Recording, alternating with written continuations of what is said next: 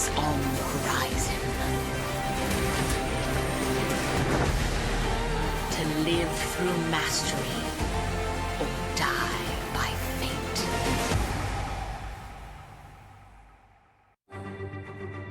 SKT definitely looks like the best team right now. It's the best team, like being the underdog, because you have no pressure. Can we bring to fall the giants? The only thing that can happen now is that we prove them wrong.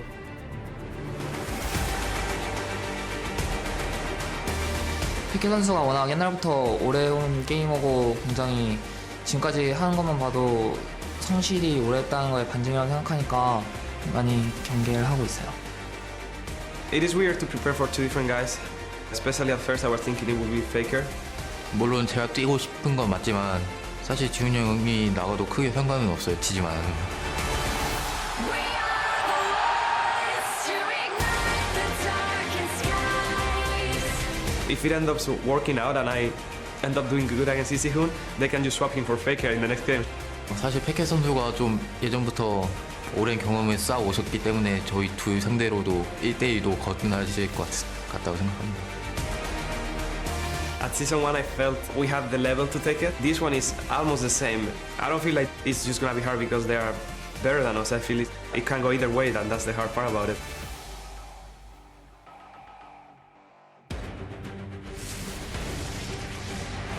And it's gonna be all five! Soaz gets a pentakill after Baron! Boom! The kills come in, and this could be the semifinals for Origin! SK Telecom destroy AHQ's Nexus and are one step closer to the Summoners Cup!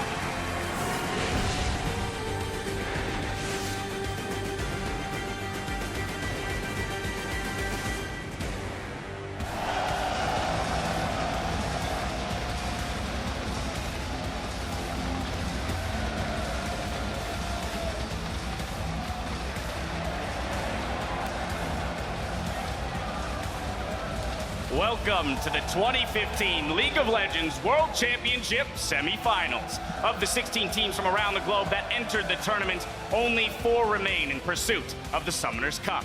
Now you're getting a look at Brussels Expo in Belgium, which will play host this week as the teams do battle with their eyes on the finals. And just a little bit ago, fans were lined up and ready to storm the arena to cheer on SKT and Origin. We've got a few cosplayers in the house with Yasuo and Lulu leading the charge. And here you're getting a sneak peek at our combatants. SK Telecom warming up in their locker room just a short time ago. They'll be facing off against Europe's Origin. Both teams looking to advance to Berlin. And that best of 5 is just moments away. Hello everyone, I'm James Dash Patterson coming to you live from the heart of Belgium, where I'm joined by coach for Europe's H2K, Neil Prawley Hamad, OGN shoutcaster Christopher Monte Cristo Michaels, and the NALCS's own Joshua Jat Leesman. Welcome to the semifinals, gentlemen. We made it. Yeah, we did. And so did everyone in this venue. This place looks amazing. That they did. So much energy in this building, as you can tell already. People are ready for the games to start, for some fun to be had. Now, the analyst desk has hit the road for our last 2 weeks and has joined the rest of the team to cover all the action here on the ground. Warming up the caster booth for our first series today is Freak, Crepo, and Kobe. And we're not the only ones that made the trip across the North Sea. Our partners from China and Korea's OGN are here as well to bring the coverage of this weekend's games to the far corners of the globe. Now, of course, it's time to pull up the bracket and see how today's semifinalists made it to the penultimate stage of Worlds 2015. We'll start with Origin, who surprised many with their run-through groups and followed that with a solid victory over the Flash Wolves last week. Yeah, Origin has been playing great this entire time, defying many of the expectations. Remember, most people didn't even see Origin coming out of the group stage, yet time and time again, when the decisive moments of the games happen, Origin are the ones coming out on top. And even though they don't usually have a gold lead early in the game, they've shown through some intelligent use of globals, teleports, that they can make big comebacks in a lot of their games and really stand with a lot of teams in the late game phase. And of course, they're going to be going up against Korea's SK Telecom, who have yet to drop a game throughout the entire tournament. They look strong as ever, gentlemen. I have no clue who's actually going to stop SKT, but I really hope it starts now. Yeah, well, there's a chance they could be the best team in the history of the World Championships. They are currently undefeated, and no one has gone undefeated the entire way through. We thought maybe Samsung White could do it last year. They played so fast and so clean in many of their games, but they had those minor slip-ups. Maybe that's the story for SKT this year. Still plenty of games to find that out. Now, at the end of the day, only one team will stand as Origin and SKT go head-to-head in today's best-of-5. It's important to note that because of a bug with his Q, Gragas has been disabled for the remainder of the tournament, along with Lux and Ziggs. Now, for more information and the full context of the disable, load up lolesports.com. And as we close in on the finals, we want to give you some insider knowledge from the analysts joining us on the desk. So tweet your questions about the tournament at LoleSports with the hashtag AskTheDesk, and we'll run them by our European, Korean, and North American experts later today. And before we kick things off here in Brussels, we want to take a few moments to acknowledge an integral member of our team who's come home to cover the World Championship. To some, she's Effie Deportra, but to many, she's simply known as Shox.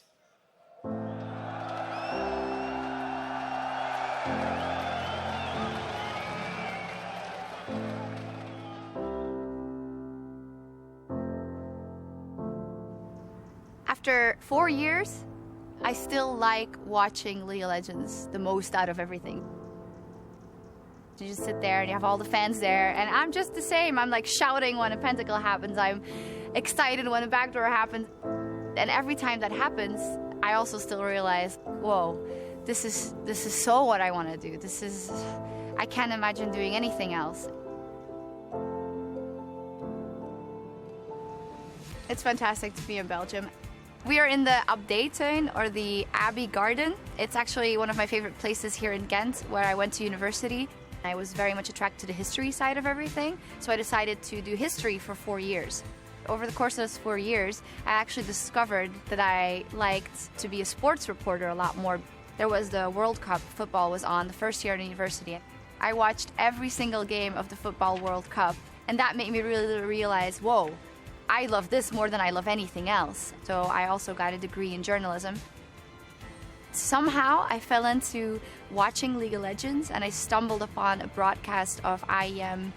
It was kind of like it was an epitome that I was like watching, and I was like, whoa, this is so competitive and cool, and this is this game that I've been playing for months and months. I'm gonna try and use what I learned and write about League of Legends.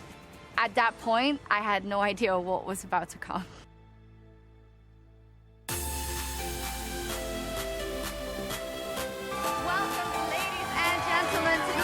Legends Season 3 World Championship! Originally, actually, I never really thought about being on camera. It was never something that I was drawn to.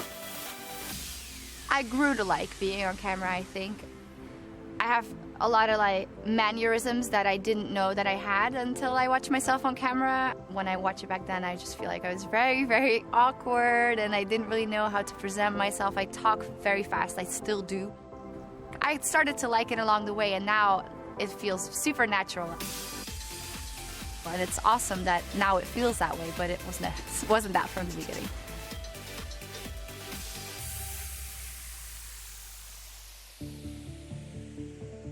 Sometimes takes a turn for the worse when people judge you on a lot of things that have nothing to do with the actual job description. And the one that hurts the most always is people that are like, the only reason why you're here is because you're a girl and you happen to look half decent. I want to pull that person to the screen and say, have you any idea how hard we all work? And I don't work less hard. Like, I do just as much. And you just diminish me to just being a lady, a woman, a girl, whatever you want to call it. That is just, ugh.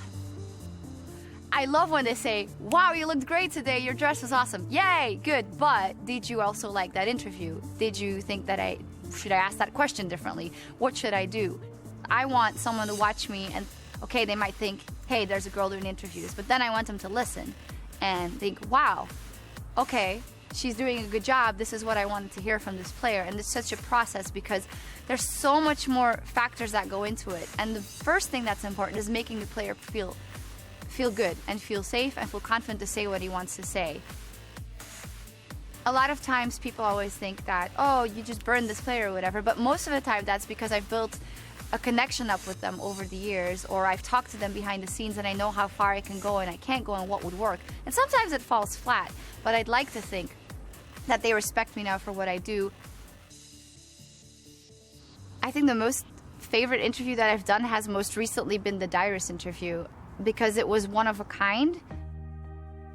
And I was quite nervous because I had thought about what to ask him and I had different things. Okay, what do you think is going to happen at TSM after? What's all of this? And then when it just happened, I just realized, no, just let him. He obviously wants to say something and he'll be great at it.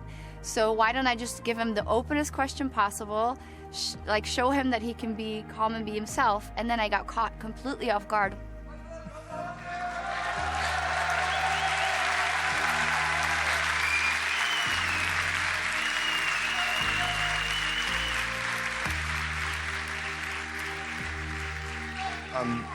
I'm really sorry to all of my fans that I let you down. It was very overwhelming, but the only thing I was like, I don't want to cry and have people look at me when I'm crying. Now, I don't care if I look bad. I want them to listen to him because this is his moment. And I feel like 2 years ago, I might have screwed that up completely and just been too nervous or said the wrong thing. And I felt really, really happy that I could navigate that, and I felt that that moment that we created was really special. There is nothing left to say. You have influenced the lives of so many people, and you will continue to do that. Thank you so much for willing to do this. And one more time for Dyrus, his incredible career, and the fact that he was willing to talk to us here.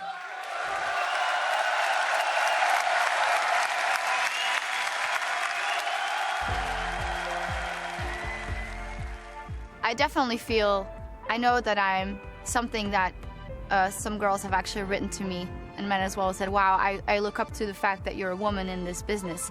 And it's not something that I want to get hung up on and think about all the time, but I think that through my actions, I've been a good example, because for me, it's always been about loving this game, working as hard as possible, and hopefully showing people that I care, and not that I'm there just to be on camera or whatever. As I said, it's great that people say you looked great, you were wearing a great dress, and of course it makes me feel good, but it makes me feel 100 times better if a girl comes up to me at a live event and says, you are an inspiration to me, I love what you do, I think you're a great example, I want to do what you do. That means so much.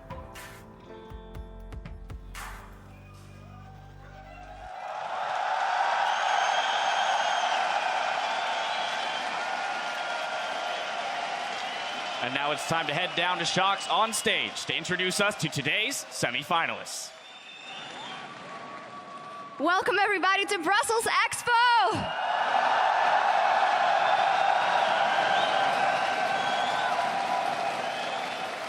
Hallo iedereen, bonjour tout le monde. Please join me in welcoming our two semi-finalist participants for our game today. Starting with on the blue side from Korea's LCK and the Season 3 World Champions, SK Telecom T1. SK Telecom destroy AHQ's Nexus and are one step closer to the Summoners Cup.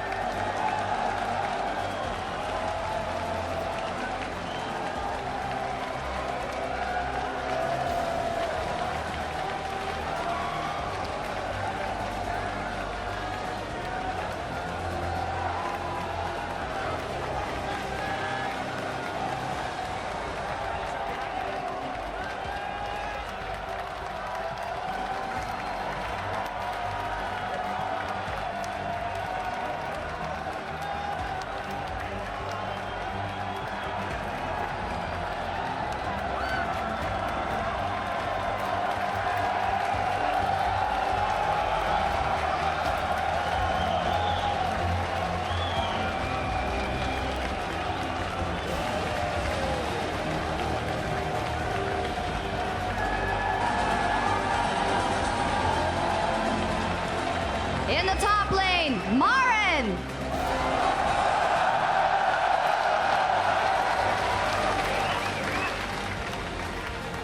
In the jungle, Bengi.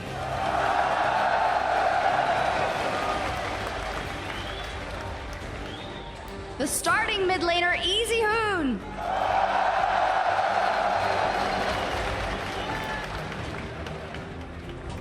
At AD carry, Bang.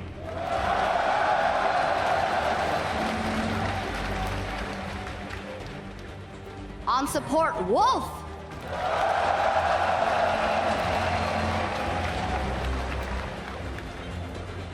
the substitute Faker.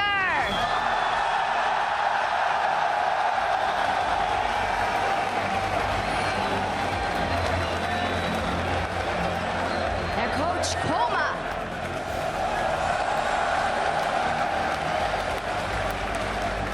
Once again for SK Telecom T1.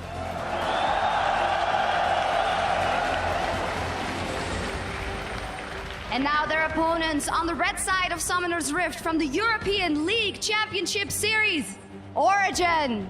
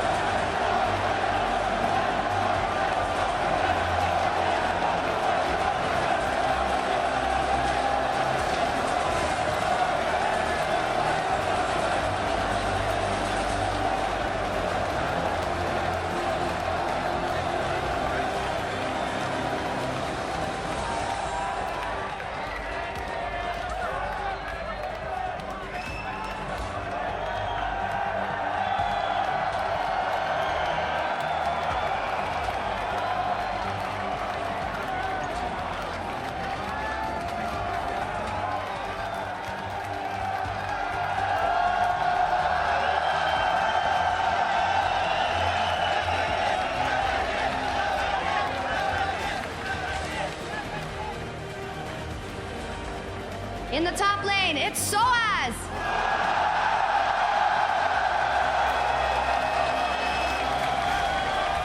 In the jungle, Amazing.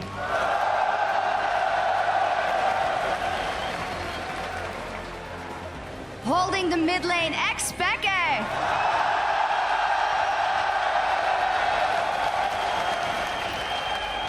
At AD carry, Niels.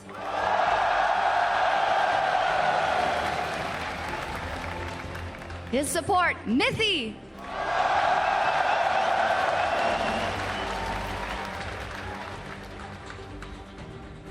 Their sub, Aranea.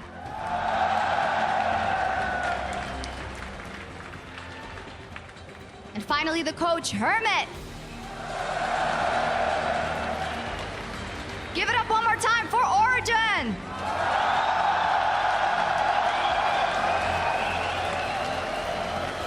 Ladies and gentlemen, one last time, our semi-finalist SKT and OG.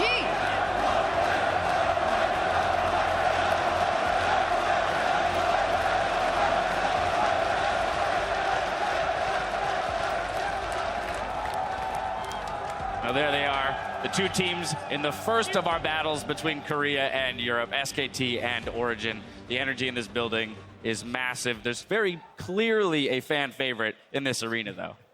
You could say that. It's Europe versus Korea round one. I think it's safe to say. Round one. It is round one. We'll have round two tomorrow. Now, as the teams take their places on stage, let's look at how these two stack up. Comparing their average gold difference from all of their games at Worlds, it really is a tale of two different teams. Yeah, and a lot of this comes from SKT being undefeated, but it does go to show how badly they have been beating their opponents and how Origin has been grinding out wins in a lot of close or deficit-filled games. Even at the 25-minute mark, Origin still doesn't average a gold lead. And that also is deceptive because we look at their average game time of 42 minutes. Their wins are even longer than their average game time. So this is a team that's been taking a long time to actually grind out those victories and staying kind of a little bit below their opponents for most of the game when it comes to the gold score. Two play styles that are sure to clash here today. Now, it's important also to note that Easy Hoon is subbing in for Faker in the mid lane. So, my question to you guys is, how does this affect the dynamic of that mid lane matchup against Xpeke?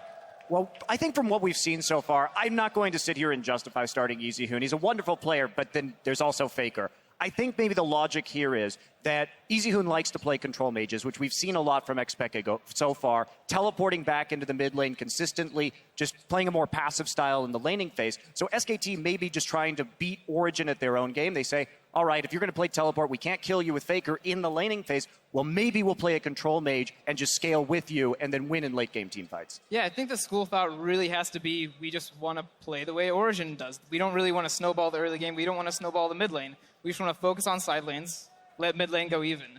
But I do think Faker would be the better choice here. Yes, you can play their style and probably beat them at it, but putting in Faker, you can still play that style that SKT has been. It doesn't really force you to play differently.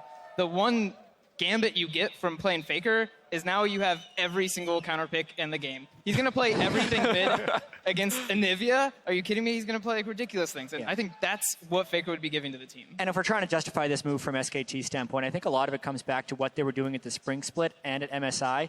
They have said the team has slightly better cohesion with Easyhoon at times. He demands less pressure from the rest of the team. And in games where Easyhoon plays, often you see more attention spent on Bang and on Marn. And with the way Marn has been performing so far, there's a chance they're just going for that play. And of course, there's always the possibility of a swap back sometime during the series. But we speak about pressure and how Easyhoon in the mid lane might allow for more pressure elsewhere on the map. I feel like we then have to turn to the junglers and look at these two, particularly given the fact that Gragas is off the table today. What are we looking at? This is really interesting because if we look at total jungle picks so far at Worlds, Elise has been played 38 times, Grogs and Rek'Sai 29 each, Lee Sin below them at 14, and then Evelyn's been played 3 times. And it's actually quite easy to pinch you down to that list of junglers only being paid 3 times. So we could see some weird junglers today. And interestingly enough, 2 of those 3 games were played by one from Bengi and one from Amazing coming into this match. So I think that this is actually very favorable for SK Telecom. And the reason why is that you have Bengi, who's a player who, when we know him as a very strong pathing jungler. It's about his intelligence on where to be at the exact right time and getting that vision down so his lanes can really play aggressively, especially up and top, and not so much with Easyhoon, but usually in mid. So when we're switching back to a more passive style of jungling, I think this really just falls right into Bengi's wheelhouse, and on champions like Evelynn and like Nunu, he can be successful. Well, I think the biggest advantage that this kind of gives to you is not just SKT, but any blue side team right now. Because at the moment, you get to choose what purple side bans. They have to ban Mordekaiser Gangplank. That's going to happen. But now, if you third ban Rek'Sai, there's no longer a chance for you to just leave up Elise and Gragas and play those 2. You have to follow that up with an Elise ban. So you no longer can ban out Azir. You can no longer ban out this like Tom Kinch annoying kind of bot lane stuff.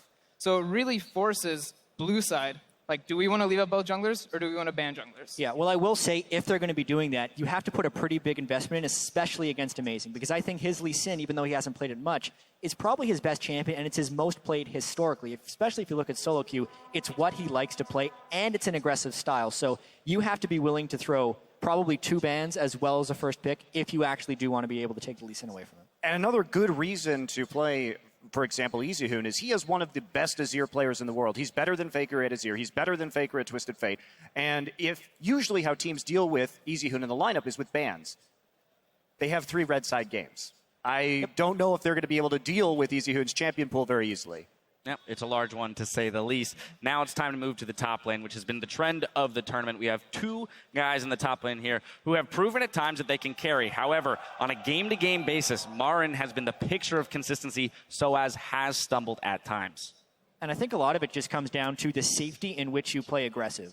SKT has been able to cover the map better with wards than Origin, but Soaz is playing just as greedy as Marin is. He just doesn't have knowledge of when he's going to get counter-ganked. Origin had the lowest number of green wards in the first 15 minutes, and Soaz would end up dying because he's playing like he has the vision control, whereas Marin's been able to get the backup from the rest of his team. I think that leads to the consistency. Yeah, the one weakness Marin has always had, though, is sometimes he's very vulnerable to level 3 ganks. He has been known to not drop his trinket ward at the right time and fall prey to some very predictable ganks in the early game, so that may be a strategy that we see Origin try to use here.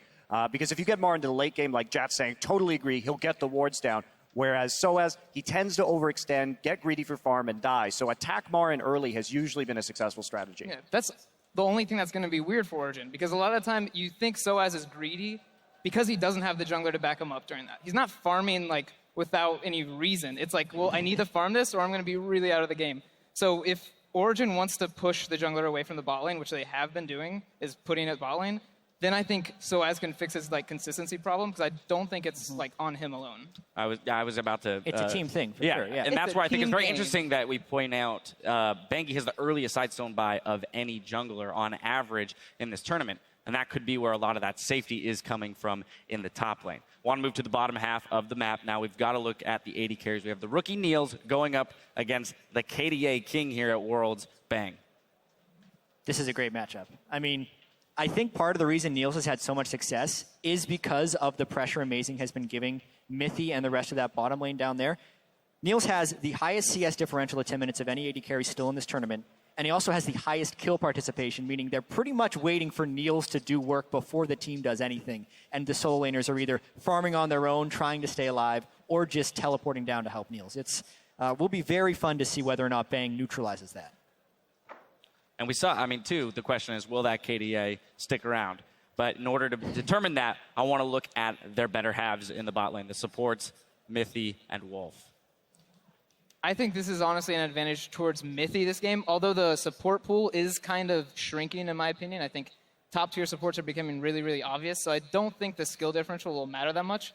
I think this is kind of like, as well as Mithy and Wolf can work with their jungler, that's going to be the most important thing, and not necessarily how they play in laning phase. Well, we also saw at least the Tahm Kench come out for SK Telecom in the quarterfinals. That was really the one sort of new pick we saw from the team. They ended up playing it very well, and it worked out. So now we know that Wolf has that in his arsenal of support champions, and he can continue to be a threat on that particular pick, where we didn't really know that particular thing before. Yeah, and even if we look at the champion pools, like Mithy, if the support pool is shrunk or if he's going for some wider picks, because he has the most unique champions played. He's tied with a lot of different players at Worlds at 7 here, and only one other support, Gorilla, has played 7 different supports. These two supports actually share 5 of the same picks. And I actually think Wolf doesn't have as much champion versatility. If it's probably unlikely because the way the jungle picks are going to be probably targeted with bans and the width of the champion pools in mid lane. But if the support pool does get targeted a little bit, I think it gives Mithy an edge because he seems to be able to play a lot more than Wolf. All right, we've covered the map, top, jungle, mid, AD carry, and support. With all of this in mind, it's time to move to the predictions, gentlemen. Who is going to be the first team to claim a spot in the 2015 World Championship Finals? Probably we're starting with you. I don't want to betray my European brethren right now, but I will have to say SKT. And sorry, you asked for my prediction. You can't boo him. He admitted that he was going to betray you before he did it. Yeah, I prepped the bandage before I tore it off. But if we look at Origin during Summer Split, they had really aggressive early games, mid games, and certain analysts would judge their late games because they never really play them out very correctly. Now we're looking at Origin and they're completely different. They actually play pretty slow mid game. They don't really snowball hard, and they actually play a really consistent mid-late game where they just drag out the game, which is now SKT's style they're good at. And I think this is what's bad for them right now. Now on to the man with the chainmail SKT tie. I can only Monty's assume where we're going here, ladies and gentlemen. Well, it's, I think this prediction is pretty ironclad, like my tie, so I'm going to have to go with SK Telecom T1 here. Well, you can boo me as much as you want. It's actually a chainmail tie. It actually is a chainmail tie, ladies and gentlemen. And, one thing that I wanted to talk about, too, is, Spawn's not on the desk today, unfortunately, to give his prediction. So what I have is this €1 coin, which is about the same accuracy as Spawn. So we're going to get his prediction right now, a little coin flip. And he is going to head, so SK Telecom. So given his track record, I guess that means Origin wins. Oh, man, there it is. There should be cheers in the crowd right now. Yeah. Well, you guys go with SKT. The coin goes with SKT. I will say Origin. Listen. SKT has had the easiest road of any team here at Worlds. If you look at the other teams in their group, H2K, Bangkok Titans, also their quarterfinal opponent against HQ, where they almost lost a game to HQ. They gave up 4 dragons, if not for the Baron. Which is why I think Origin 1-3, they can win a single game, and my prediction for this series is actually SKT, 3-1. The switcheroo, ladies and gentlemen. That's something you boo right there. All right, well, we'll find out as Origin and SKT are about to hit the rift. But before we get to the casters, Shox is standing by for a word with one of the Season 3 World Champions looking to reclaim the Summoners Cup. Thank you very much, guys. Indeed, joined here by Faker. And well, Faker, I did want to talk to you for a quick minute because you're not starting in Game 1, such an important game on the road to the Summoners Cup. You've said, as long as we win, it doesn't matter. But what is it like knowing that your team is about to play this game and you're not? 페이커 선수가 이전 인터뷰에서 비록 경기를 뛰지 않더라도 팀이 이기면 괜찮다라고 얘기하셨는데 이제 이렇게 중요한 경기에 후보로 경기를 안 뛰는 것에 대한 심정이 어떠신가요? 우선 저는 제가 뛰는 것을 좋아하지만 그렇지만 지훈이 형이 뛰어도 저는 믿을만하다고 생각하고 또 제가 먼저 뛰지 않음으로 인해서 제가 좀 마음이 편해져서 좋은 점도 있는 것 같아요. Even though I enjoy playing at the desk, but I trust Easyhoon as my teammate. And because I'm not playing for the first game, I'm kind of relieved. So it goes well like that. Okay, well, a lot has been said about the differences between you and Easyhoon and your playstyles, but what, in your eyes, is the most important difference?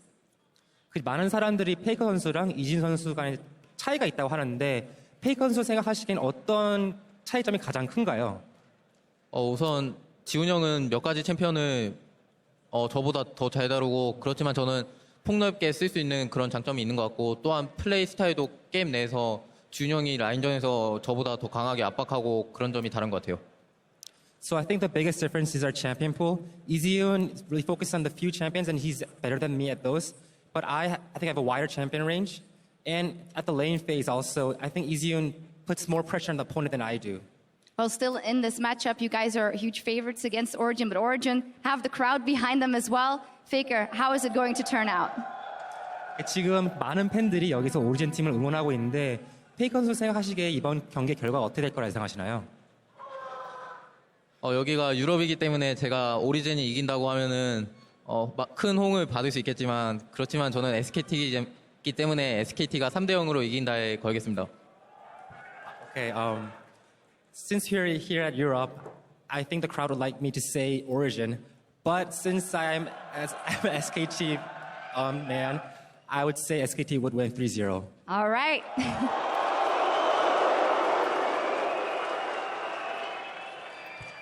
Well, thank you very much. That was it from Faker, and I think it's about time that we get into the game. Let's head over to our casters.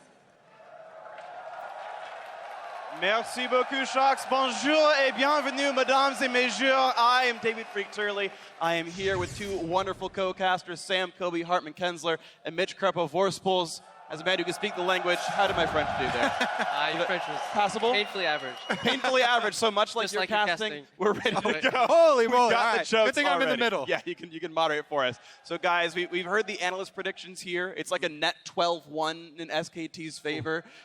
Certainly a difficult match for Origin here, so what do you think is going to happen here, maybe to cause the upset or for that 3-0 avalanche people are expecting? I think SKT is just going to take a clean 3-0. The only way Origin has really won these games is with like this massive late game, really good shot calling, but you don't need that because the game's over by the time you can actually do that against SKT. We can all agree that this game is going to be a lot about multiple points of pressure on the map at the same time. And because of that, that's one of the reasons why I actually think they're using Easyhoon. Yeah, there's a lot of talk about Easyhoon's Azir, and rightfully so, but his Twisted Fate pick is so important versus something like Origin. Faker's actually only had one Twisted Fate game in all of Season 5, and it was one of SKT's rare losses. Whereas Easyhoon, I've been spying on him, and he's played a lot of it in solo queue. It's one of those champions that he has been focusing on. I think it's a really good pick, specifically against Origin, where there's going to be so much about map movements, and using a champion that can traverse that much distance that quickly is very important. Yeah, both these teams have an incredibly similar style in the mid game, which revolves around not grouping up at all and just splitting up and pushing all lanes at once, 1-3-1 or 1-2-1 with a roaming jungler in between, and that's generally what SKT like to do. Origin, they play the same version, they just play it worse. They peel off a lot sooner, and they make these tiny mistakes, and they give up the pressure that SKT is so good at putting. In addition to that, SKT just managed to get ahead every single game at 10-20 minutes, whereas Origin, they're struggling. And it's unfortunate. It's been people kind of overextending for things they're not supposed to get. We heard Jat talk about the lack of wards early game from Origin. Monte Cristo talks about how the fact that Bengi is always in the right place at the right time and picking off these overextended members. So it seems like the general holding pattern keeps looking SKT's way. I do have, well, that brings up one more prediction I have. I think that Thresh and Tom Kench are going to be the two most important support picks for these two teams because of that factor of everyone's going to be spread out so much, and supports that are able to save someone who's extending in a lane, who's trying to push the wave and gain that map pressure advantage. Those are going to be two really key picks. Yeah, definitely key picks. In addition to that, Alistar is just going to be a really high priority pick for Wolf because unlike Mythy and Amazing, they really roam together as a pairing, both on the same screen together. Bengi and Wolf, they kind of split up one by one, and it's a lot easier to play that way if you have Alistar. Alistar is a strong independent support. Strong independent support. Need no jungle near him. Exactly. That's the way they like to play, but obviously it can change against an opponent. They obviously have prepared for each other. Especially level 1, I want to see if Origin has actually found a weakness, because there's a distinct weakness in one of the level ones. Don't give away too much. That SKT runs. I'm just waiting to see it happen, hopefully, because we're getting into game pretty soon. Yeah, Champ Select has begun here. So, ladies and gentlemen, we are into game 1 of the semifinals as Champion Select has begun. And my big question is exactly how locked up are Origin's bans? There are some red side teams who will put all the bans themselves. They'll ban Mordekaiser and Gangplank. And there are some that are happy to share the burden with the blue side team and leave it for the very end. We see that GP actually banned by SKT here. SKT's ban pattern usually goes as follows on blue side. They ban one of the OPs, which is considered Gangplank or Mordekaiser. They have 7 Mordekaiser bans this entire tournament already, the most out of any team. And then they target ban a certain player twice. So usually you would see in this trend, it would be support ban coming out third to try and pinch that champion pool. Yeah, this is actually a little wrinkle here in the second ban being Gangplank. I was thinking that it was going to be Mordekaiser because they've done that so often, but they do as well have 3 Gangplank bans. And this is already interesting from Origin, because every single blue side game, SKT has first picked the jungler. That jungler's always ended up being Elise, but Origin have already pushed upon themselves 2 jungle bans, and they either have to lock up, actually no, they're not even going to ban Mordekaiser themselves, so SKT actually giving breathing room to Origin, who are banning Lulu off there. That could be at least Sin pick here instantly off the bat from Bengi. Would be weird. I don't feel the need, since both Elise and Rek'Sai are banned out now, and Gragas, of course, is globally banned, to early pick that jungler there for SKT. Bang has been one of the most feared Kallistas in the entire world. It was a huge talking point at MSI, and he proved his point there. There we go. We see the next priority champions coming across there. The Alistar that we thought might go to Wolf, taken away as quickly as possible by Mithy. Of course, the Kalista stolen away by Marin. I think it's a good lock in here. Both these champions take a lot of power away from SKT because they're so smart at playing this split push style. If you add an invisible jungler in between that in the mid game, it's almost impossible to play against a team of SKT1's caliber with an Evelynn. Also, again, the Alistar is a clear steal away from Wolf. We'll see what's next up on the docket there. Bengi already locks in the Jarvan. Of course, we have seen him play top as well as in the jungle. The Shen also could be a top laner or a support. The Shen pick I actually really like, even though we haven't seen it from Wolf, because we talked about champions that can move across the map really quickly are going to be very important in this matchup. It's going to be all about multiple points of map pressure. Shen adds that no matter if he's in a support role or from the top lane role, because if he's in the support role, then he can actually use level 6 teleport up to the top lane and try and snowball Marin, who's been the king for SKT. Yeah, and it definitely suits Wolf's playstyle in the mid game. What he does, he just goes into the lane that is the weakest matchup in terms of lane control and pushing, and he tries to amend that. Now with Shen, not only can he be in that lane to fix that wave clear deficit or just pressure deficit, he can also ulti to either side lane if he chooses to be in the mid lane or just anywhere on the map. So much pressure coming out for that split push style here for SKT1. So Origin to lock in their next couple of champions here. Xpeke not actually going to yet lock in that Victor. And there we go, it's going to be the champion for him. So it's going to leave SKT to, as usual, last pick in their mid lane. This Kennen, of course, can be a flex pick. Niels may have picked it up from Rekkles in the last couple of weeks, or it could still go to Soaz. And Origin will look for matchups before flexing that around. SKT right now, I'm really curious what they want to combo with Jarvan. They already have one champion who can create terrain on the team. Hovering over... Two more. Yeah, Nivea. Yeah, exactly. 2 more champions. They could just create their own battlefield. Try and work with here. Technically, Jarvan can end up being top lane. It could be a solo lane, could even be mid. It's not really an easy hoon. Could also just be an entirely different play style. SKT may just want to play a group team fight style because we keep talking about split push, split push, split push, but for all we know, they may just want to group up early and just keep going for those objectives because they're so fantastic at securing a lot of these dragons too, as opposed to a lot of other teams. And on Origin side, they do technically also have that Kennen as flex as well, so not giving away too much there for the top lane matchup. This lineup looks like the lineup for SKT right here. The Azir and Fiora. Marin has been an absolutely immaculate Fiora player so far this World Championship. We've mentioned it before. EasyHoon known for his Azir, maybe the very best in the world, which means it is jungle Jarvan, it is support Shen, and now Origin flex the lineup. Yeah, this does make the Kennen a lot more valuable in the top lane. A pretty good matchup right there. Keeping your distance against the Fiora, always to stun her if she comes at you. You can prevent her from proccing that ultimate, definitely so with your own. And then it puts Niels in an 80 carry heavy position though, because you're running double AP with very little peel. Especially good pick with an Evelynn jungle. If Kennen gets jungle help against Fiora, somebody has to bail Fiora out or she gets relegated to the jungle. If there's any jungle intervention there and Kennen gets a leg up, it's very, very oppressive. And keep in mind that if you're in a lane swap as well, it's not exactly easy for Fiora to get denied farm early on. Kennen, of course, plenty of utility on the kit, can do something while starved. And Origen to make their last choice for what looks like AD carry. Yeah, SKT in the last 6 games have sent their bot lane bot every single time and Marin to the top lane, so lane swap is actually not that likely, so maybe if Origen can use this information, they can find the favorable lanes. The SKT lineup, though, looking really well-rounded to me. They have multiple split push options. They've got late game secured with Azir, and they have Kalista to carry them through mid. So very versatile setup here from SKT. Coming into a game 1 of a best of 5, this is the type of lineup that you are looking for. You know, kind of be able to defend against any strategy. And yeah, early push in the mid lane too. Azir just spamming those soldiers down. Victor needs a little bit of time before he can really start challenging that wave clear with the E. Need a couple of upgrades there on that spell. So early push from Easyhoon. Maybe Bengi can help Marin in the top lane to help that matchup. And then Kalista Shen should do fine into almost any matchup, especially against melee support. So SKT setting up for their signature style already. And I want to see what happens then to Amazing here in the jungle. If Evelynn doesn't get a lot of help, that champion does get low while clearing camps and whatnot. And you talked about Easyhoon pushing up, the dual lane looking good. Bengi can be very aggressive, and jumping into that Origen jungle and pushing down Amazing, certainly a possibility here for SKT. Yeah, I actually think that SKT may look for the lane swap here.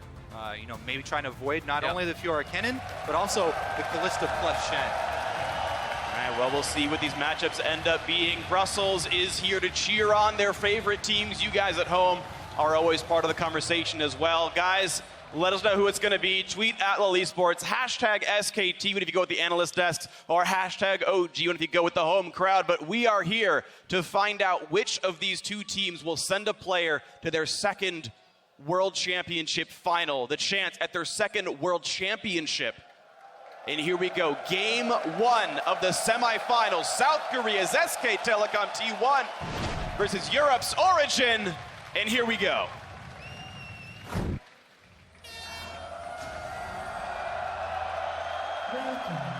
All right. Now that we get the scenic route here with those banners. Take notes, guys. It's no team has gotten to see that close into SKT's base the entire time here at Worlds.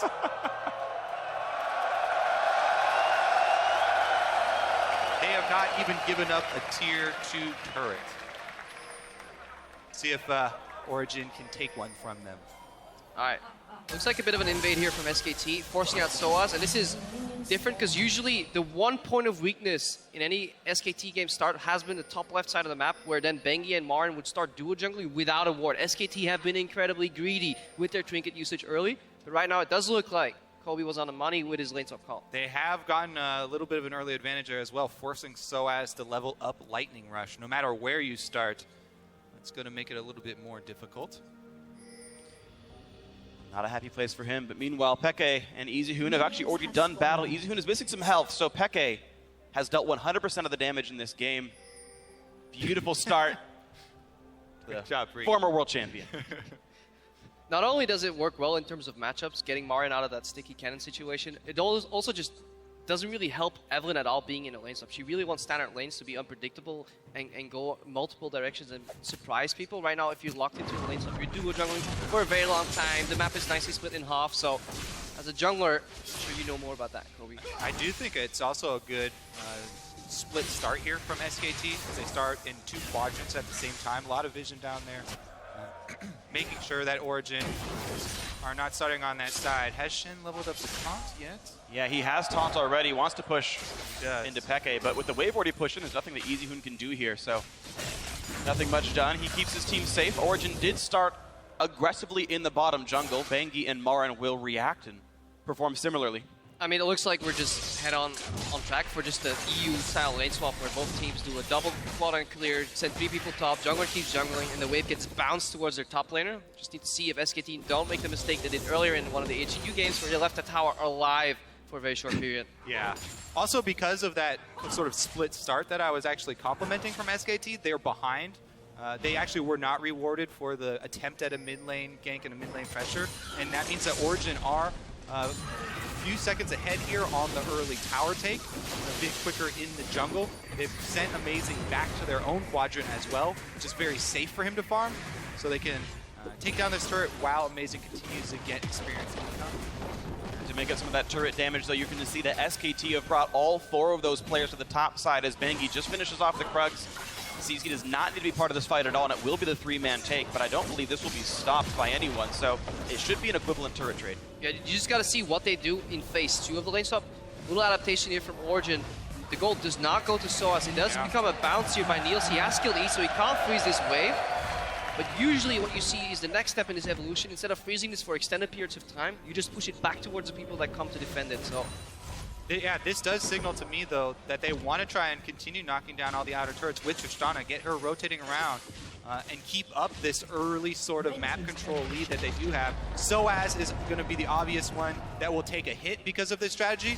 Marin just got the local gold all to himself for that turret. yeah, they're just going to move their bot lane to the top lane, force Marin to walk and teleport bot 2 because they're basically doing a fake out right here. They're saying, okay, we have Soaz here, come gank us, we have an invisible Evelynn, then the bot lane will show up. And they move away from that play all of a sudden because Niels, he ran mid and bottom all of a sudden. So this is something we see way too often from Origin. They go in for a play, hesitate, and switch it up. Well, also, I mean, Evelyn's invisible, but Alistar is not. And Mythi was trailing and walked over a ward. So, Marin not going to take that bait. It is worth seeing the lane assignments, though. So Origin have sent their dual lane back down to the bottom sides.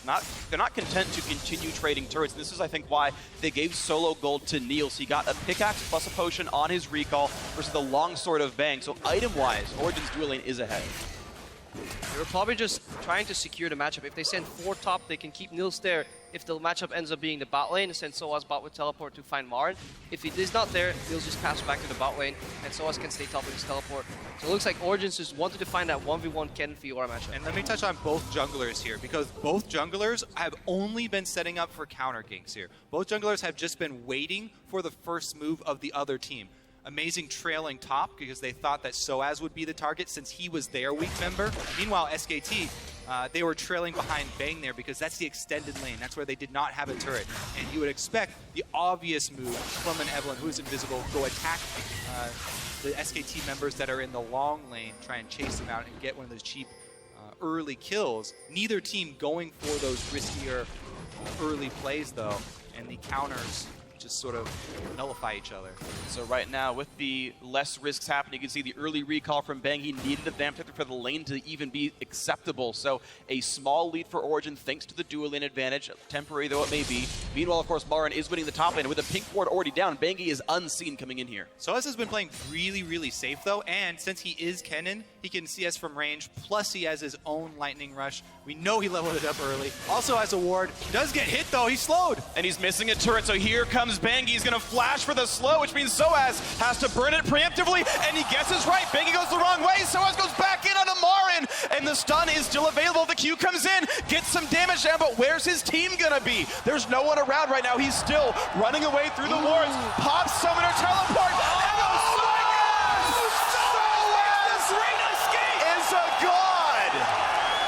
So many mind games to go over there first. Soaz tries to juke out both members with his awkward flash, the angle that you would not expect him to go. He only got one member tricked there, and Marin actually stayed and intelligently held onto his flash, but Soaz goes for the teleport instantly inside the brush, and it just barely pays off. Half a second too short there for Bengi with the knockup. But this was a paid straight out of SKT's playbook. Whenever towers go down, they really want to get Bengi to gank the tower that has gone down in the tier 1 one. So you can get behind the rubble. People usually feel safe in that point of the lane, but then they forget to realize that their tower is gone behind them, even if you have a gap closer like Kennen.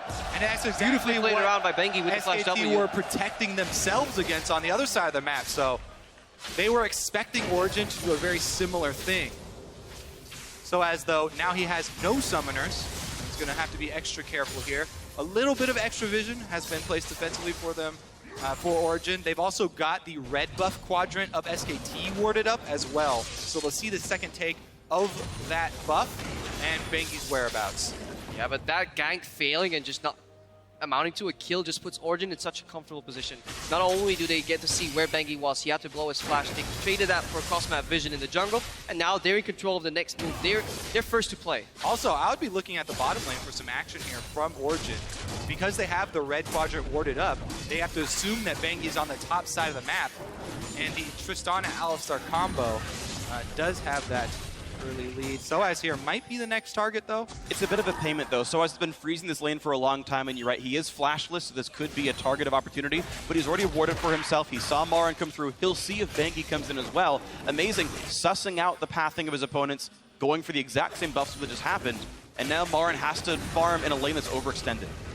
Mithy is 75% away from level 6, by the way, so that dive is not close to being pulled off without extra vision of all SKT members. But of course, outer turret's gone, so Bang has to play super far back. Niels is obliging by pushing at the very least, but it does unlock Amazing for some of these lanes. You can see how far back Wolf has to play. The dive could go mid as well once that Alistar hits that level 6. Azir actually is extremely vulnerable to it.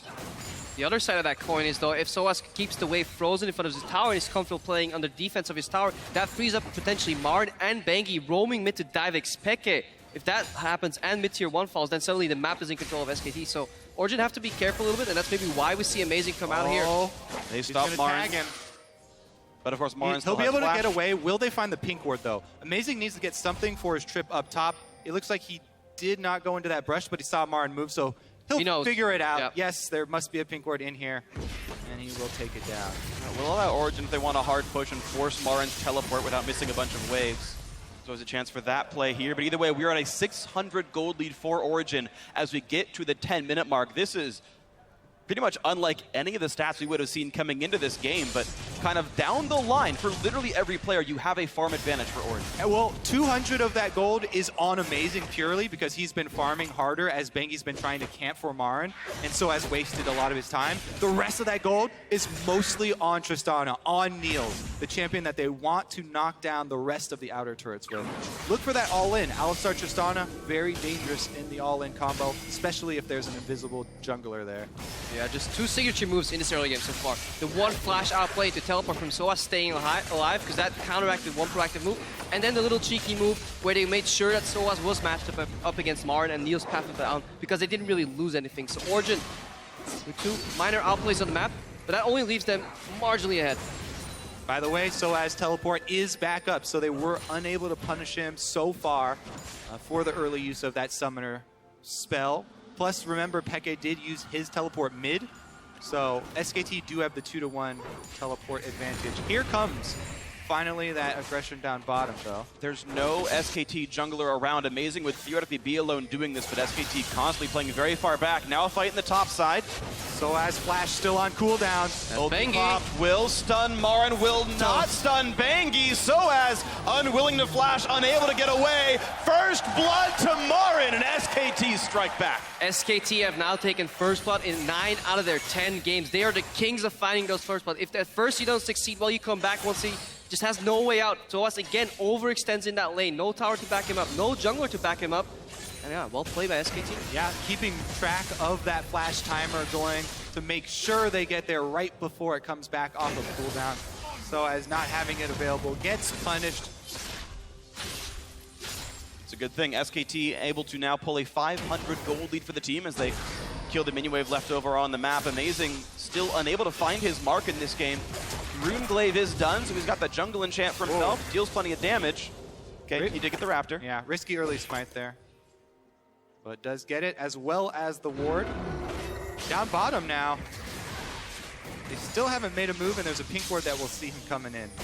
Yeah, SKT have done a good job of not getting any deports in the lanes. Hang on, Easyhoon. Whoa, a big move there. Nice flash gets away from Emperor's Divide. Easyhoon forced to use his as well to not get traded back on. Peke with a well-respected move. Now a bot lane fight. Good rocket jump by Niels. Buffers it against the Kalista ulti. Gets away. Yeah, I don't know about being forced to use it in the mid lane there. Easy. I think the E cooldown was close enough to being back there. Very scared. He didn't see the laser come out first. Just used it. Uh-oh, Marin, he's got the ulti, pops it. Soaz going to be in a bad way. Does have flash. And it's going to be a flash follow. There's only one vital left, and Marin can't quite reach it, but he gets the slow. One hit will kill. A stun for Soaz, but it's enough to get Marin the kill anyway. 2-0 to the SKT top laner. Amazing, still trying to make something work out bottom, but Bengi is here, giving even better than he's getting. And Mithi's ult's already down. A three-man knockup! Beautiful! Gets one back from Alistar, but Mithi's already dead. Wolf survives the chase. Niels gets one back. It's already 4-1 SKT, though this game is falling apart. Bengi takes a couple of shots, does miss the knockup. Niels really wants this kill, nearly gets it. Bang almost dies as well. If anyone would show up, it's a sure double kill, but Soaz is missing Flash. He's almost in range for the Q. Bang is gonna get taken down. 2-4 now, Origen clawing back in. Easyhoon is still here, Soaz does have to be careful. All right, he's not gonna go any deeper. Now no flash. It is only a few hundred gold lead for SKT, even with the extra 2 kills. What worries me is though that all these plays seem to be initiated by SKT, so the gank top, Soaz had to outplay this play bottom. He had to teleport in and save that. Easyhoon was roaming proactively, and SKT they want to get stuff done. And Origen they're just fine, sitting back playing that game solely, but just against a team that is as creative as SK Telecom, it's a really risky strategy to do that. I mean, the Marin Fiora pick that we highlighted, obviously very important to SKT, and Bengi camping up there for a large portion of the early game. Marin able to make that pay off. This Dragon, though, gonna go over to OG without any vision there from SKT. Well deserved. Proper recall timing. Niels has plenty of attack damage, and Bang looks like he just went back for the Blade of the Ruined King. Another team is mid already. Azir is getting blue buff, so Easyhoon is shut out of this lane. You may have to ulti here.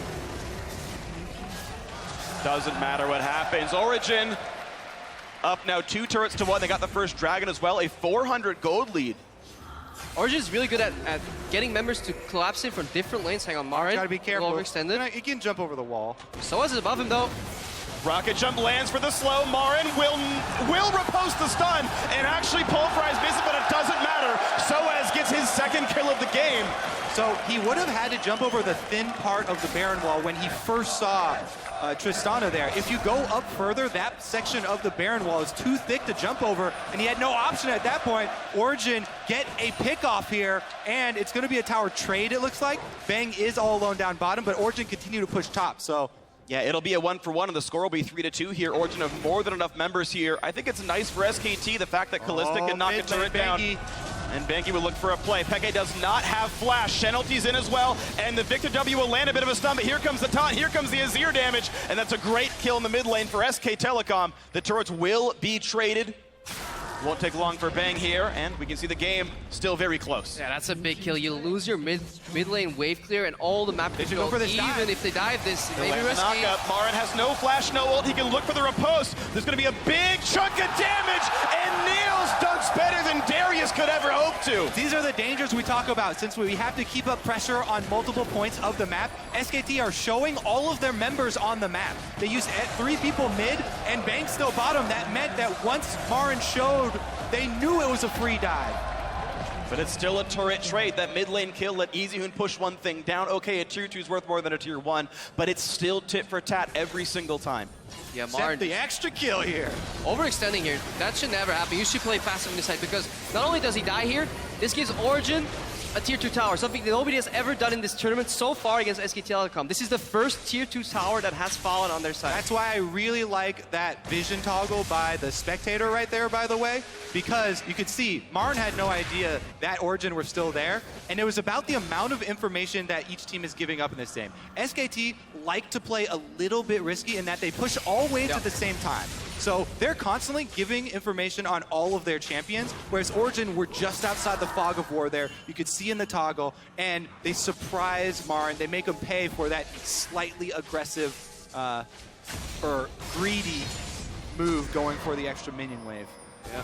Both teams trying to contest the Dragon area, and usually, if you watch these teams play so far in the World Championship, again, very focused on pushing all lanes. That means the majority of the deaths in the early to mid game are people getting caught out, getting too greedy to push that wave. We distinctly remember Bengi in mid lane one time getting caught out, Bang getting hooked twice by a Thresh when trying to push out these waves, and Origen are using the vision and SKT's greed against them right now. and punishing. And I expect there to be more of these types of picks without seeing the Tahm Kench and the Thresh in this game. These are kill supports. These are supports that revolve around making the picks, not protecting against them too much. Wolf actually even offensively using the Stand United. Not trying to save someone, he's trying to change the numbers, go for that offensive move, gain ground. This is how SKT snowball. They play so sort of greedily and risky. They try and push so many things at once. And meanwhile, pushing into the top lane, though, Marin very overextended, but he's got Bengi just behind him. This will not be a kill picked up by Origen. All is well. And Kobe, as you were talking about playing aggressively, Mithy's even gone for his second item as distortion boots on his upgraded boots mobility. He wants to hit these flash pulverizers all the time. And I think this is the correct way to play because you have a high chance of gaining incremental leads this way at a fairly low cost. But we do see it punished right there. And you have to work around the large cooldown. The cooldown we just saw, Marin burn his flash, that's something that you paid for the extra minion waves, the extra danger of pushing that far with all 3 waves. Now that they don't have it, he can't afford to make that same sort of risky play. The initial action has died down a little bit, and we had some action, but overall still 9 kills in 18 minutes. The thing you really want to watch right now is the minimap. Whenever members come out of the base, SKT always assign their members so far in this tournament to the right lanes immediately. Whereas Origen, they will hesitate. They will send Niels mid to help Xpeke. Turns out he didn't really need that help. Niels goes bottom. Soaz helps Xpeke, then gets pushed to the side lane. And that way, Origen farmed less in 15 minutes to 30 CS overall on the map because they lose some waves here and there, as opposed to SKT, who seem to never hesitate, especially Wolf. He's always there to help a poor matchup.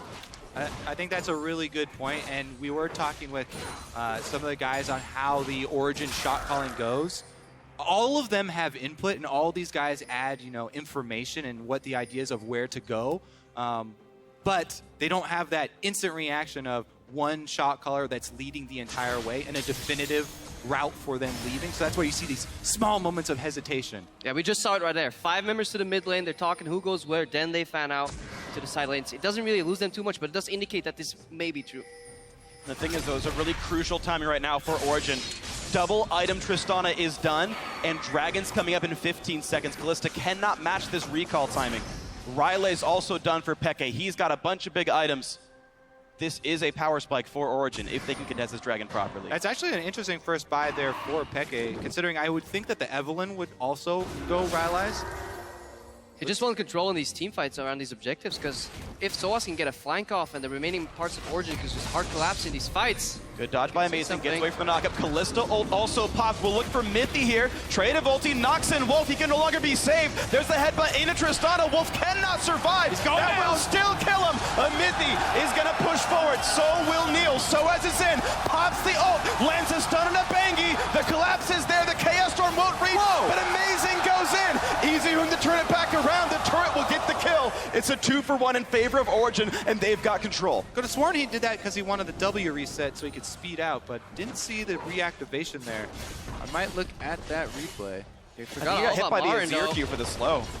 And Marin gets top lane tier 2. That turret goes down. Origen do not collapse and cap plays for a Dragon. So also plus 1 kill for a turret kill. Yeah, Marin had teleport, so he could have joined, but SKT generally are really good at reading when to concede fights, but then when to re-engage, even though they have a numbers disadvantage very often in these fights. So Marin pushes up top, forces Soaz to react, and they end up getting the Dragon anyways. Mostly because, let's face it, that was an incredibly greedy flash from Amazing. You should not be flashing under a tier 2 when the guy is already at 10%.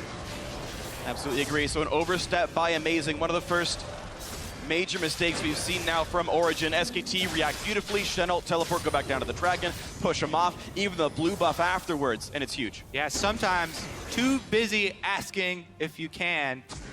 Yeah, you were so preoccupied with whether you could that you never, ask yourself. Ask if I should.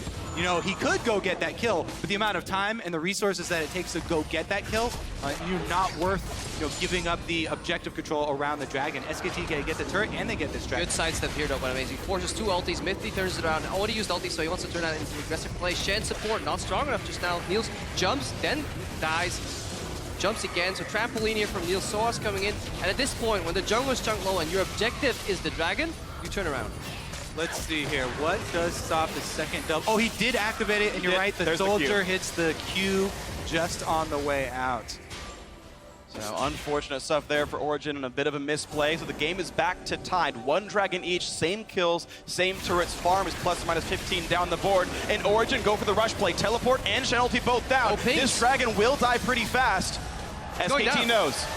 They're coming. But it's way too late for them. Gravity field's in the way. Wolf won't be there. Dragon doesn't matter. Baron's in. 23 minutes in. They're all out safe too. They were able to get off Baron-empowered recalls and defend all waves here. Origen can straight from the fountain. They didn't lose anything there with that call. What a comeback play. All the teleports being used by SKT to get Dragon and Classic Xpeke and Soaz. Classic Europe. Classic EU. They're able to get the Baron in trade.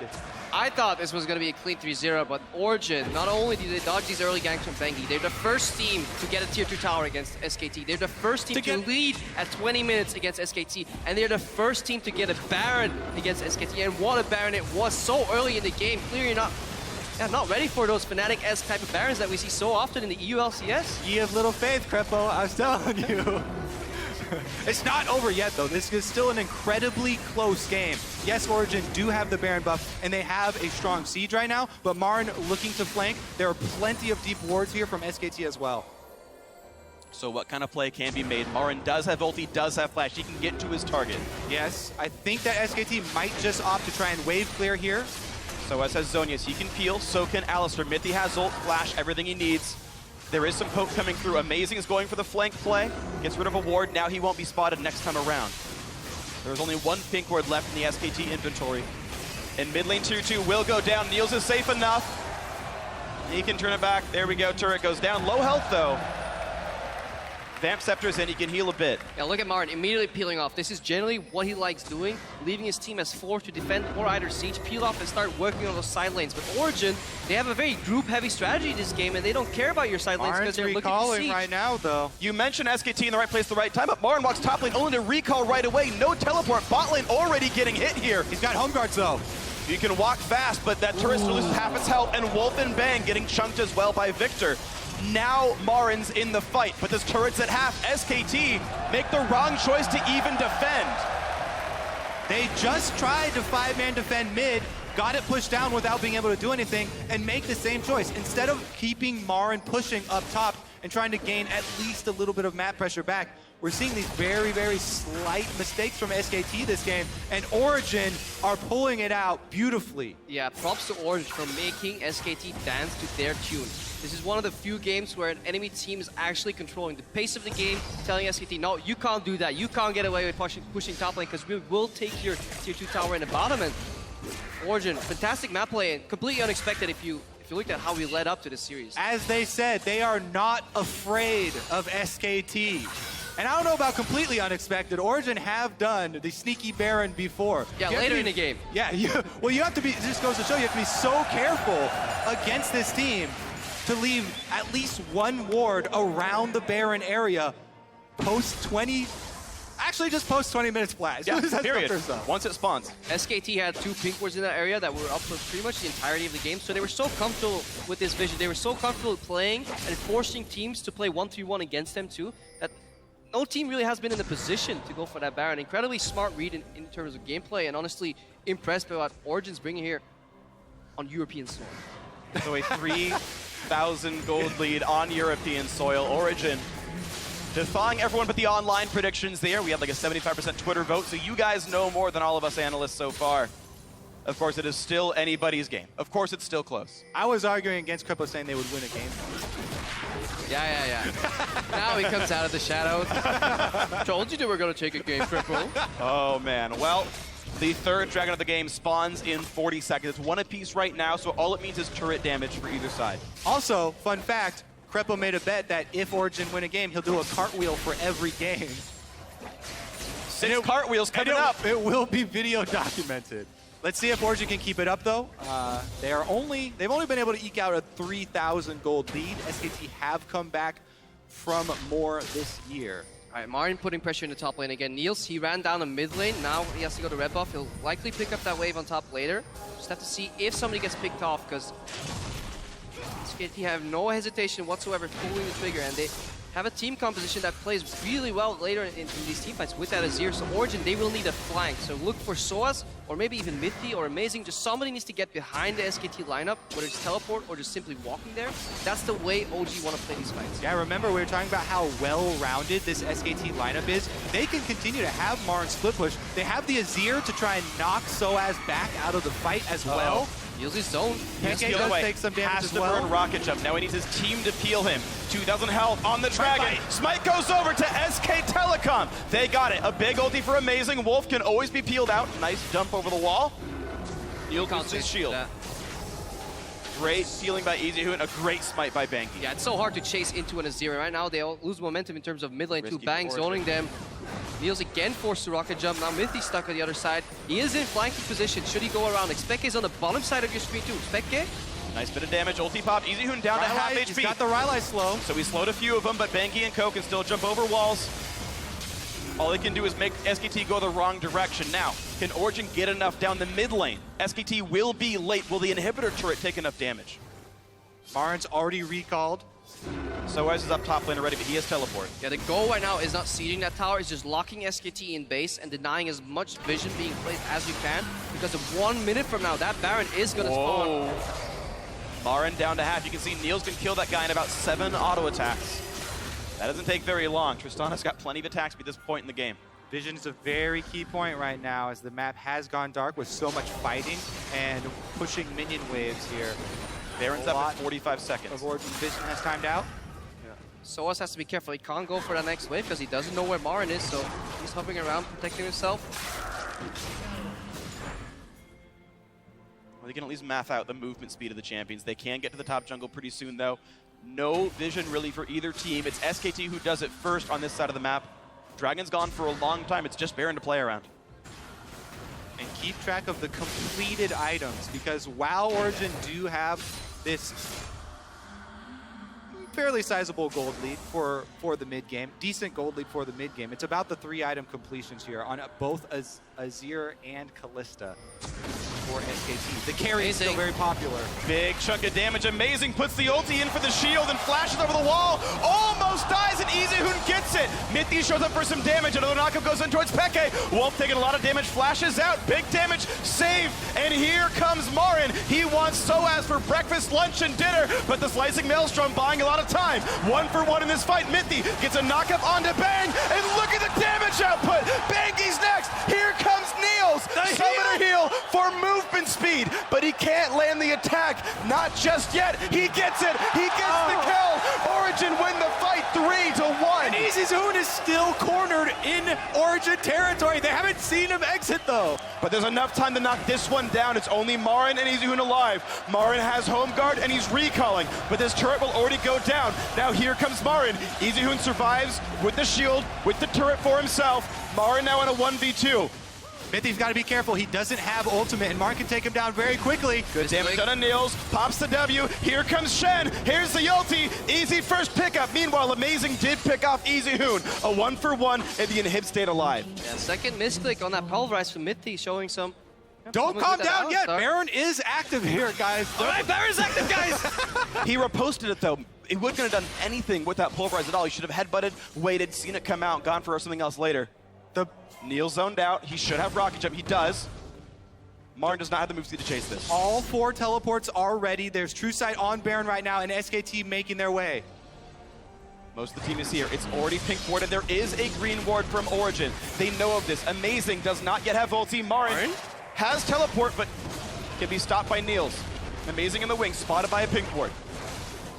Niels should cancel that base from Marin and get it out of the equation. One extra teleport. Amazing has no flash. Amazing caught, Amazing taunted, jumps over the wall from Bangy. Easy pickup here, but it will delay Baron, at least for now. But here comes Marin. He finds Xpeke. A beautiful repose, stops the headbutt, and Mithy was stunned, so he couldn't pulverize. Ults for himself now. Marin's still in the chase. Here comes some damage from Niels, but the support might be going down. It's a big chunk of damage. Marin barely survives.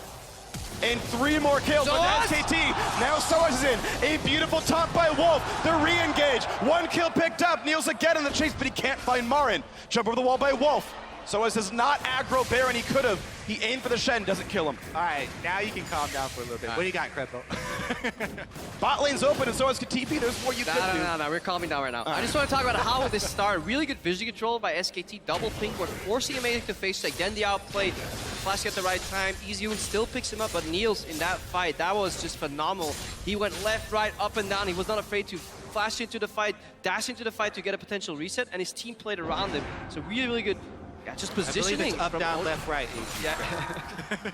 No cheating in League of Legends. Half of it. Two up. With all of that, though, remember the vision point that we keep bringing up. It's SKT constantly leaving wards deep on Origin territory, and the true sight around Baron still stands. But it's been SKT overextending and going for too greedy plays, though they start Baron right now. Niels is in base, though. This one's good, exactly. Niels is gone, Scuttler or not, it doesn't matter. Soaz looks for it! Doesn't get it. Good Ren by Bang. SKT secure the Baron. They're down 1,500 gold right now. They could easily make this up. SKT have had some of the biggest Baron power plays of any team here at Worlds. Let's see if it will be as effective as the Origin power play. Yeah, it's 6 out of their 9 games. They finished the game with the Baron buff still present. So they went from first Baron to smashing the Nexus. Well, yeah, they've only Baron. needed more than one Baron in one game here at Yeah. Worlds. With which they smashed the Nexus with that second buff. So, well, Origin making a invasive play here into SKT territory. Amazing spotted by a ward. Feels safe even without flash. Niels, of course, is right behind him. Going for a second BF sword at him, actually. Niels not going for Last Whisper. This dragon isn't that important. Nobody should lose their lives over it. look at the flanks though. Martin's immediately engaging Niels if he can get out of here. And Collapse on the left side. ulti. Here comes the rest of the team. Amazing could get jumped on. The re-engage towards Dragon. Easy pickup. That's number 3 for SKT. Here comes Soaz. He's got a Zhonya's Hourglass. He pops it. Deathcat means plenty of damage, but here comes the re-engage. Nice ulti by Azir to buy some more time. SKT get out clean. If SKT hesitated any longer on the engage, they were about to be flying from both sides. Soaz at one, Mythy at the other, but just Origin really couldn't do.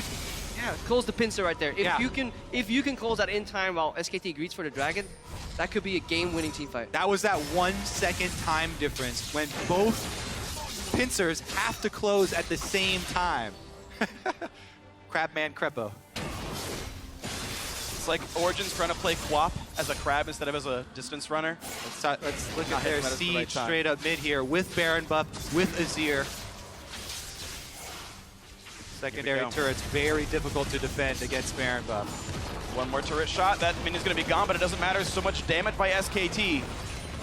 Now they're back ahead in gold. Turret score still -2, but they've got the turret damage and the movement speed dragon buffs that Origin does not have. Well, SKT is usually a team that has phenomenal vision control. They just need more pink wards. And then Amazing, you just need to get behind enemy lines somehow, get unspotted, dodge those pink wards, because that is the factor that limits SKT in a lot of their movements, because they just simply don't know where Amazing is. Peke can at least get rid of Marin for a little while, and of course can match teleports. Niels in the wing, sees Bengi's there. That being said, Amazing by himself flanking is almost nothing. It's not that scary to SKT. Because their comp is so well-rounded, they have so many ways to protect Bang and EasyHoon. It has to be a double flank with Soaz, but Soaz is going down to Marin. Zhonya's pop-up. Marin gets the easy shutdown. Doesn't have teleport, but doesn't matter. The solo kill is the important thing. A 4v4 in the bot lane. Meanwhile, top lane is getting decimated. Easy turret picked up. SKT are safe. Bot lane tier 2, of course, also going to be going down. So, once they had Baron, SKT have gotten a kill, a dragon, and 3 turrets. And they're looking for more. Yeah, you're fine almost holding that 44 in the bottom, and then suddenly your top laner drops 1v1 in the base. You just go in full recovery position, and you just try to lose maybe max 1 inhibitor. It's so incredibly hard to play against SKT with the siege from Azir, the split push from Marin there and after Yora, and then have somebody drop. That's honestly a mistake from Soaz, just overextending. The multiple threats there is too much to deal with. There's nobody on Origin that can handle the split pushing Fiora at this point. They did thwart the inhibitor pressure, still alive. They dropped a tier 3 tower there in the top lane, but if they can push out, get control of the map, maybe set up for a team fight again. Let's see what Soaz is doing. He's in his own base. Just Marin does so much damage. A perfect repost too. It's greedy. You can't. There's no reason to do that as Soaz, because at best you're gonna poke a champion that has a lot of lifesteal built in already. So it's a play that can only make you lose. Kennen's all about the team fight here. Wants to get in the 5-on-5 for Origin and try and force something on the main group of SKT. But again, the Azir ultimate can knock him back out. Kalista can stall him.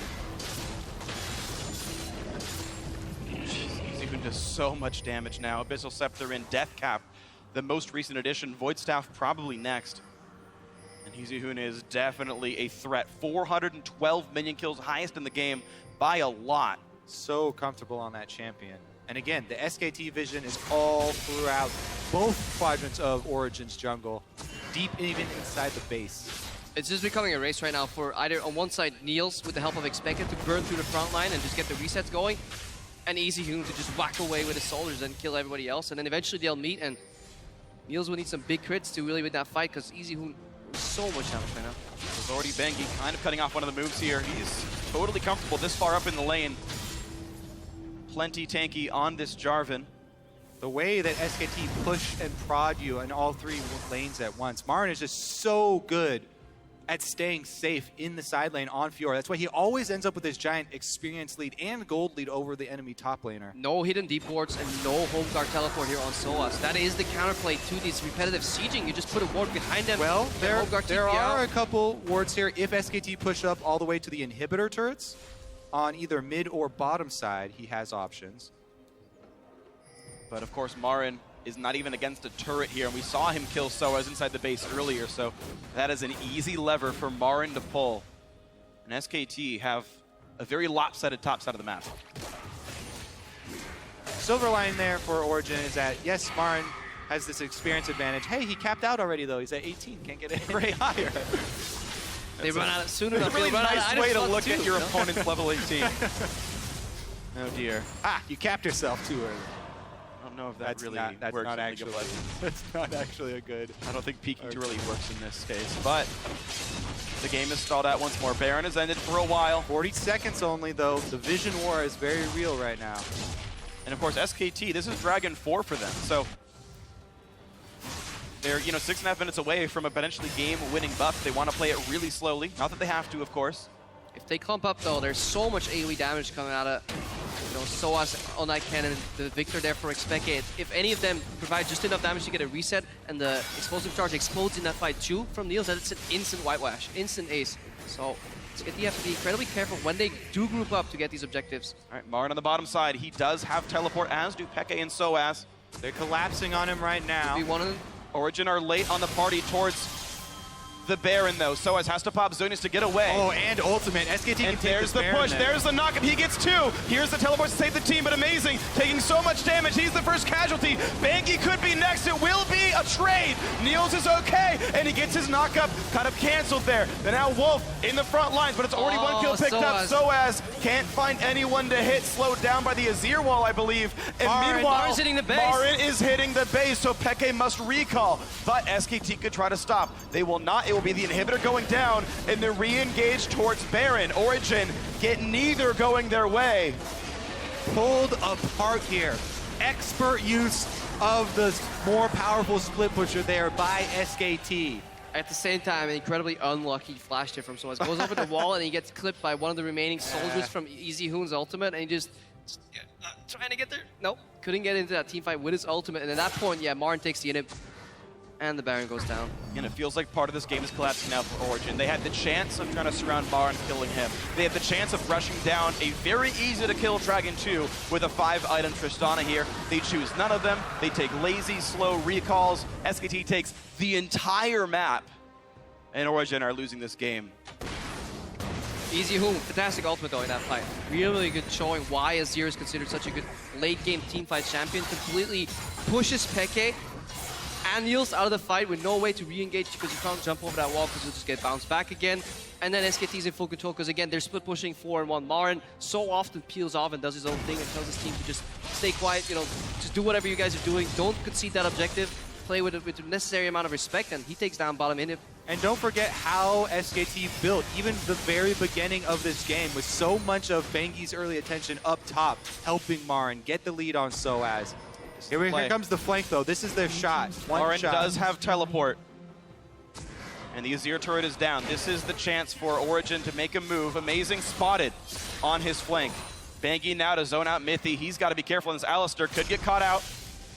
No one goes for the taunt. No one can deal with Marin, though. I mean, Soaz is up here looking at him, but he's still taking chunks out of the inhibitor. Finds the stun. Peke could land a slow. Another slow lands as Marin is at half HP. Now the push in. Whoa! Niels has to pop quick service Ash to remove the slow to run away. Mithy just trying to clear a few minions. They've got to get this Tristana to heal up quickly.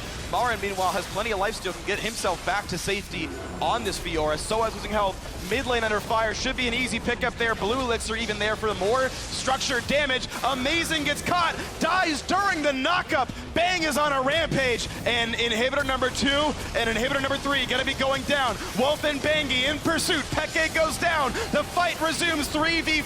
Soaz can't even kill off EasyHoon. He's got more shields than health bars. And everyone's dying. Neil's the only man alive. This will be the game.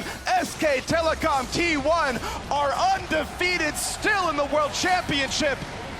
And they're 1 game of 3 in the way to the finals. Undefeated still, but Origen made it further than any other team has here at Worlds against SKT. Couple things still held true. SKT finished the game with a Baron buff, took them a couple more this time. Very long game, 43 minutes, 29 seconds, more down like Origen's alley. So definitely gave SKT a run for their money. And this roster, I believe 4 out of 5 from SKT T1S back in the day, actually ending up here looking poised, to go undefeated at Worlds. Your cartwheeling days? Nope. Not yet. Not Rembo, yet. Not yet. Well, I think certainly that Origen put up, as you guys are mentioning, a much better fight than expected. Not only just the fact that the game went late, but the fact that Origen had a lead, and a decent one early on into the game. This was not the Origen we were seeing at the World Championship. The team that, despite being top 4, was still averaging gold deficits in the first 25 minutes of the game, but this was the Origen actually doing well early on, finding good matchups, making different plays in the lane swap. Oh, give the gold to Tristana for a pickaxe recall to get a good 2v2. Oh, you have to force Bang out of lane early because the item disadvantage is so great. These are things that did matter, that did blow up part of the gold lead. The side lane pushing was good for Origen.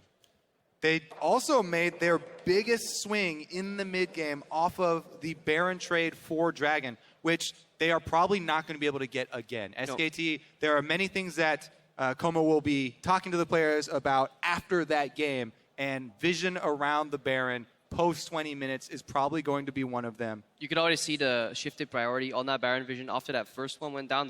The amount of picks that Origen almost walked into on SKT's side, just trying to get that vision back. Double pink ward there every time. Defended a lot more. SKT wasn't playing as 1-3-1 heavy as they usually have. They were actually playing a pretty heavy 4-1, just 4 members around that Baron area with Marin continuously showing us why Fiora is becoming one of the best top picks in the game right now. It's a champion we might see banned away in game 2, but we're going to talk about game 1 a little bit more with the analyst desk. So we're going to send it down to Dash and Crew. Thank you, gentlemen. There is so much to talk about here because we set up so much, and then so much of it went differently than we may have assumed. I want to start with picks and bans. Jungle, with Gragas out, we saw Origen go and try and pinch the jungle. Bengi decided to show them that he can play Jarvan. Yeah, I think the pick and ban revealed a lot about these teams. I actually do like what Origen did in the pick and ban phase by banning out the junglers, and because by doing that, they actually force SKT into either banning the OPs or trading things. And the reason I think this is interesting is throughout this entire tournament, it's kind of been the Mordekaiser and Gangplank. But if we consider the picks that were huge in the quarterfinals, Tahm Kench, Lulu, it starts to extend. SKT didn't want to trade 1 for 2, even if they had the first pick. So by banning out the junglers on the red side, they actually made SKT make a pretty decisive choice, and SKT did end up limiting their options a little bit. Well, I think the choices Origen made were because they had to once they first banned Elise. Once you ban Elise, you no longer have 2 bans left. You're going to ban Rek'Sai or you're going to give them a free Rek'Sai. So once SKT started banning out the regular purple side bans, I think they're like, well, we kind of already dug ourselves in this Elise ban, so we have to keep going with it. And that kind of like flowed for their pick and ban, even though they didn't want it. Right, and what this ended up doing was giving SK Telecom many of their comfort picks. I mean, we talk about EasyHoon. We associate him with Azir. We talk about Bang. He is now 13-0 professionally, undefeated on Kalista. And so these kind of picks coming through when you can't throw these more targeted bans out, they're going to get the comfort picks. Yeah, I mean, it's the nature of being on red side. I still like what Origin did because you don't have many options. Like, they can't then ban out Azir and Fiora because then they're giving them the pick the litter jungler and a trade of OP. Well, like, it just doesn't work. Their decision was good. Like, they had to give up the power picks. They realized that. So they picked the counter picks. Like, although Victor isn't a counter pick to Azir, he can do well. The attempted counter. But the Kinnan into a Fiora, I think, is great. I think the Tristana into Kalista is great as well. So if you're going to have to be giving up these picks, at least have something in your pocket to play against it. Let's take a look at how that manifested in the game as we look at SKT grabbing that victory. We saw the lane swap come through.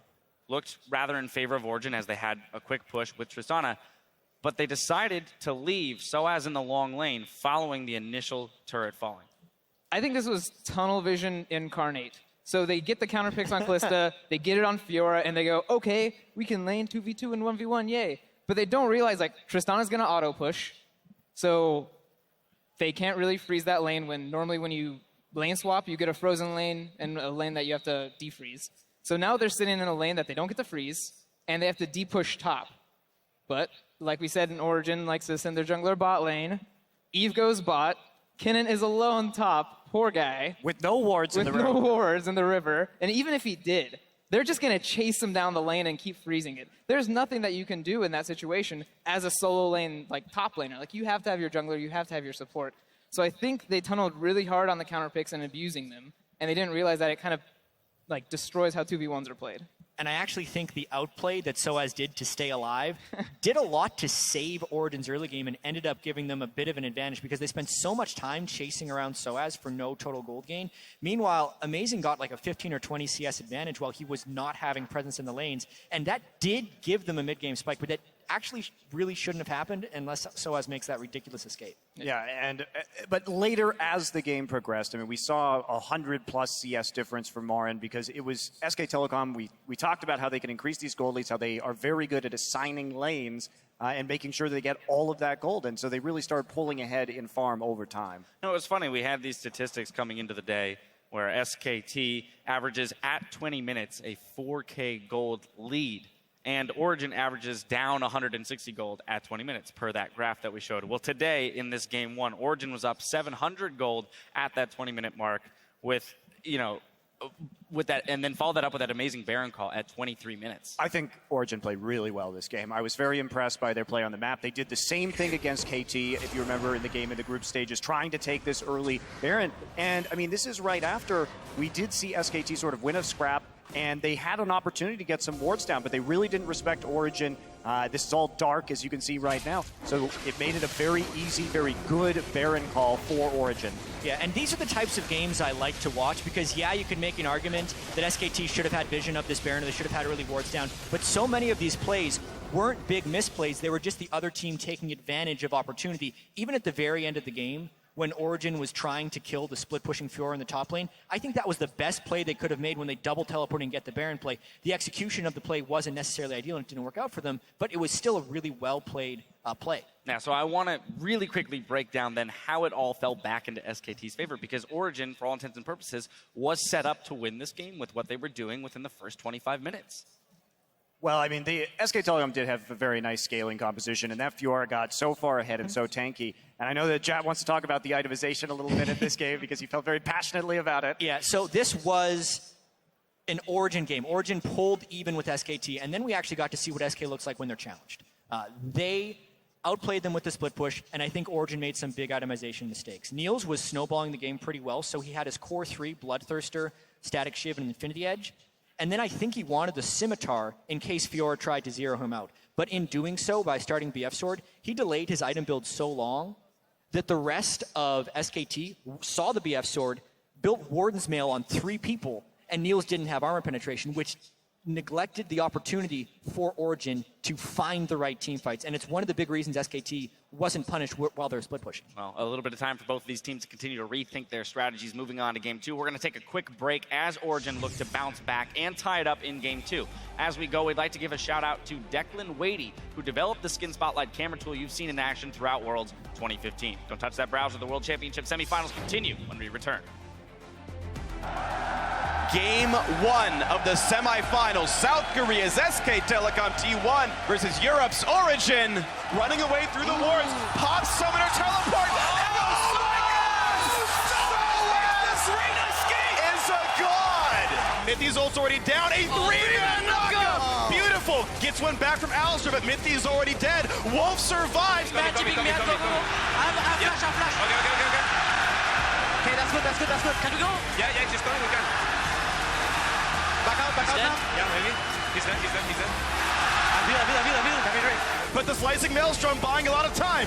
1-for-1 in this fight. Mithy gets a knockup onto Bang, and look at the damage output. Wolf and Bangi in pursuit. Peke goes down. The fight resumes 3v5. Soaz can't even kill off Easyhoon.